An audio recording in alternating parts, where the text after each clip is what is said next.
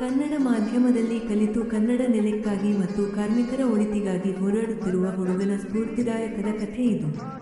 ಹಳದಿ ಹೃದಯ ಕೆಂಪು ಹೃದಯ.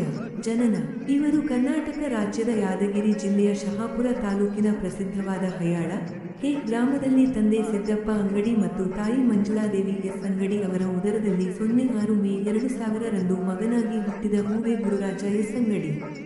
ಇವರು ಬಡ ಕುಟುಂಬದಿಂದ ಬಂದಂತಹ ಮಗ. ಇವರು ತಮ್ಮ ಪ್ರಾಥಮಿಕ ವಿದ್ಯಾಭ್ಯಾಸ ಸರಕಾರಿ ಹಿರಿಯ ಪ್ರಾಥಮಿಕ ಶಾಲೆ ಹಯ್ಯಾಳ ಕೆ ಮತ್ತು ಪ್ರೌಢಶಾಲೆ ವಿದ್ಯಾಭ್ಯಾಸವನ್ನು ಮೊರಾರ್ಜಿ ದೇಸಾಯಿ ವಸತಿ ಶಾಲೆ ಸಂಗಮ ಸಾ ಬೆಂಡೆಬೆಂಬಳಿ ಮತ್ತು ತಮ್ಮ ಪದವಿ ಪೂರ್ವ ಶಿಕ್ಷಣವನ್ನು ಶ್ರೀ ಎಸ್ ಬಿ ದೇಶಮುಖ ಪದವಿ ಕಾಲೇಜು ಶಹಾಪುರದಲ್ಲಿ ಸೈನ್ಸ್ ದ ಮುಗಿಸುತ್ತಾರೆ ಹಾಗೂ ತಮ್ಮ ಮುಂದಿನ ಶಿಕ್ಷಣವನ್ನು ಕೆಂಹಾವಿ ಗ್ರಾಮದ ಸರ್ಕಾರಿ ಪ್ರಥಮ ದರ್ಜೆ ಕಾಲೇಜಿನಲ್ಲಿ ಬಿಎಸ್ಸಿ ಕಂಪ್ಯೂಟರ್ ಸೈನ್ಸ್ ವ್ಯಾಸಂಗವನ್ನು ಮುಗಿಸಿದರು. ಎಲ್ಲ ಗಣ್ಯ ವ್ಯಕ್ತಿಗಳು ಅವರಿಗೆ ಬೆಂತಟ್ಟಿದ್ದರು.